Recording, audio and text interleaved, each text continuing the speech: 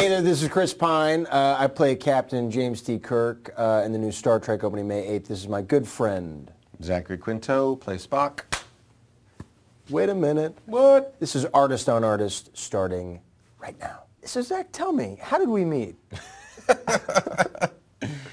We met at a party, didn't we? We did. We met at a party for the Vote. Declare Yourself. Yes, we did. Norman Lear's organization. This was about, I want to say 3 days or so before you went in for your audition, right? But I had been well cast.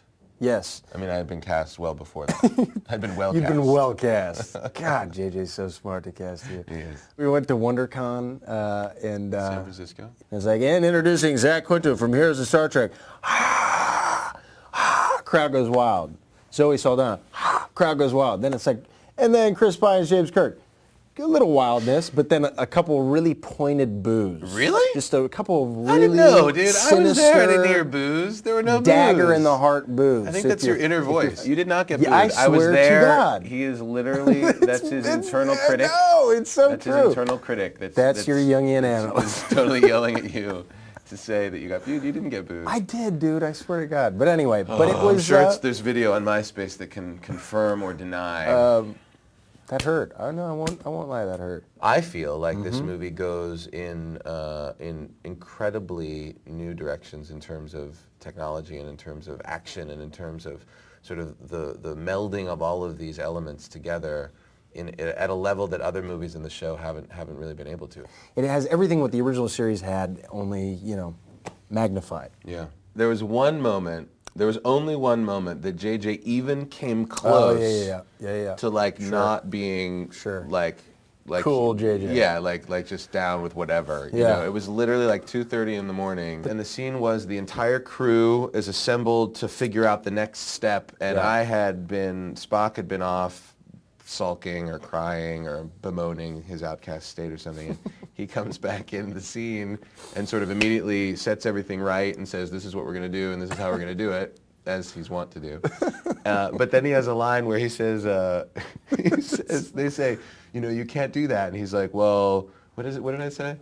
The back half of the line was, also my mother was human, which makes Earth the only home I have left. And I could not. Which is not funny on its own, but in context of the night, it was very funny, and we couldn't keep our shit nobody together. could stop laughing. No. And JJ was furious. Well, but furious for in JJ's way. JJ was like, I'm going to give you a minute, and then we'll minute. And then he was gone, and we were like, wait, what is he And at mad? that point, he's so amped up on Diet Cokes anyway that it's like, But we got through it, and did. in the movie, we're not laughing. All right, let's go through the list. We got Yelchin. We got little Anton Yelchin. Wunderkind Yelchin. Wunderkind Yelchin, who is playing Chekhov, who's a phenomenal actor. Unbelievable. I can't believe that he's 19. We have John Cho. John Cho, that guy. As Sulu. Funny as hell. Great heart, great sense of humor, great intelligence. But also you get to see a different side of him. He kicks some major ass. We have some of the best voices in show business. We have Ben Cross, who plays your father. Yeah. We have Bruce Greenwood, baritone. And then we have Eric Bana playing a wonderfully bad... Hello, Christopher. Yeah, hello, Christopher.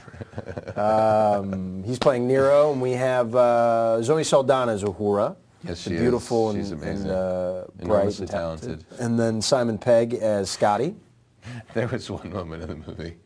You remember this, too. Which one? There were a couple moments where I couldn't quite keep it together, and most of them had to do with Simon. When you guys come in, you've beamed back onto the ship from Delta Vega, you find your way through the engineering pipes, and then you come back up onto the bridge, and Simon, for reasons that you'll see when you see the movie, is dripping wet. And literally in the middle of the scene, like, just as an ad-lib, I'm like talking to him, and I'm being very stern and serious, like, you will tell me now how you beamed aboard this ship. And he's like, could I get a towel? And literally in that moment, I could not. Oh man, he steals scenes. I literally stole it right out from under me for like a good couple of takes. I couldn't really pull it together. So Simon Pegg, genius, funny. You really get to see not only a different side of them, but many different sides of them. The great thing about it is that every character has their moment. Everybody has their moment. Yeah, it's a really good group of people, and we all genuinely enjoy spending time with one another, So it's nice when you're going through something so transformative as this experience will definitely be, I'm sure, for all of us, but also as grueling as it can be to travel as much as we're going to have to. It's good to be surrounded by people that you actually don't secretly think are tool bags. Thank you, MySpace artist for on watching Artist on Artist. Check out Star Trek on May 8th.